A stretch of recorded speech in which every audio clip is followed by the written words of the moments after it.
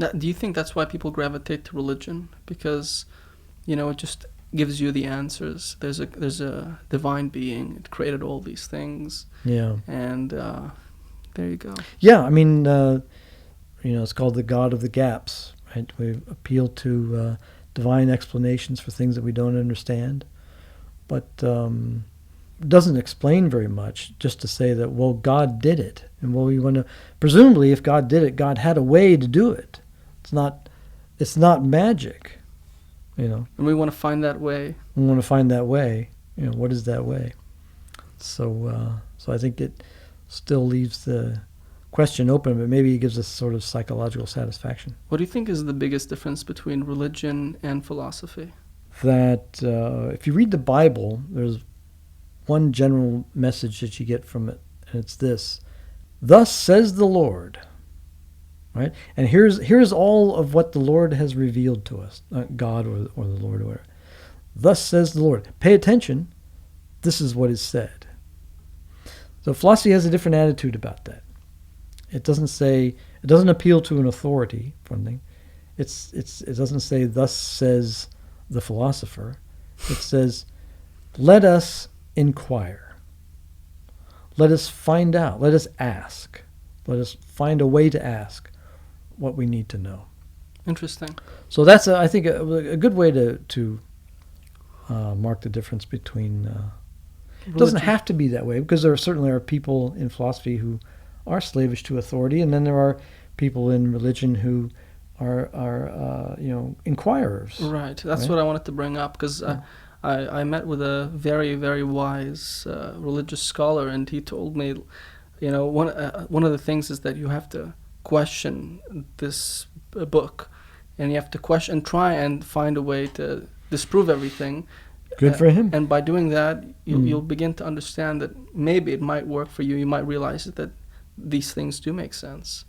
And I would say that one of the differences is you start off with a book in one area that is written by an unknown reason, but according to the book, this is how it was created. So you have to take that book's word for it.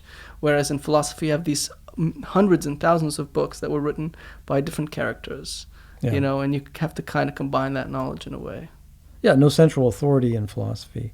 There might be different schools of thought, and they might adhere to certain principles and traditions, but it's much more scattered. And that's why I think a lot of people, prefer maybe religion, because it sets things out in a much more, say, clear way or decisive way. Right, because one of my major concerns, and I imagine it's a big concern for most people in terms of philosophy, is how can you study something that is not that tangible and not that there are many definitions for different words in philosophy. Yeah. You know what I mean? Yeah. So the idea is that knowledge should be kind of systematic rather than scattershot knowledge, right, which may seem like just sort of random, so not like knowledge, right? So what constrains thought to make it systematic? Good question. So we have in science, say, when we study empirical reality, we have a way of constraining our experiments, right? We conduct controlled experiments. We rely on sense experience. And so we have a lot of things can tell us what's going on and rule out things that are not going on. With ideas, it's much more difficult, as I'm suggesting, but there are some things that we can do. One of them is to use logic. So one of the first principles of logical investigation is called the principle of non-contradiction, which just says that any proposition that both asserts and refutes itself is nonsense, and so must be false, or no conclusion can be drawn in regard to it. One thing to realize in philosophy and all kinds of reasoning, even what's religious reasoning or even scientific reasoning, empirical reasoning, is that we draw conclusions from premises. Premises are assumptions or evidence. One thing that we can look at is whether the structure of the argument is such that if our premises are true, we will have a true conclusion. if we take this as our starting point, then certain other things can follow logically and with certainty from it, right? Okay. If we accept the starting point. If we don't accept the starting point, then we pitch it and we adopt another starting point. So if we were arguing or trying to come up with, say, a definition of metaphysics or a definition of justice or what is good or of God, for example, then we would proceed in this way. We would say, we could make a proposal. We say, I'm going to define God as a being that has all perfections. And so I lay it down, right? God is that which has all perfections. And then you might want to say, oh, well, okay, I accept that. Or you might say, what is a perfection? What do you mean by that? And then I would have to, okay, well, let's define perfection. And then I could do that.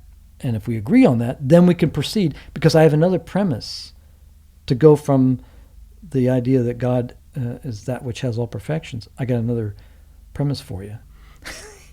So ask me, what's a perfection? So what's a perfection? I'm glad you asked. A perfection. A perfection is something that can be completed, and a being can have and lack none of. So typically the perfections are knowledge. So I say God is omniscient, right? Has all knowledge. God is all powerful. There's nothing that God cannot do. And I want to say that God is all good. So if you accept that, then we can proceed. And I've got one more perfection to add to that. Existence is a perfection, because if anything lacked it, it would be lacking in something really important. Right? And this being that I've defined as having all perfections cannot lack anything so important as existence. So, what's the conclusion? God is real.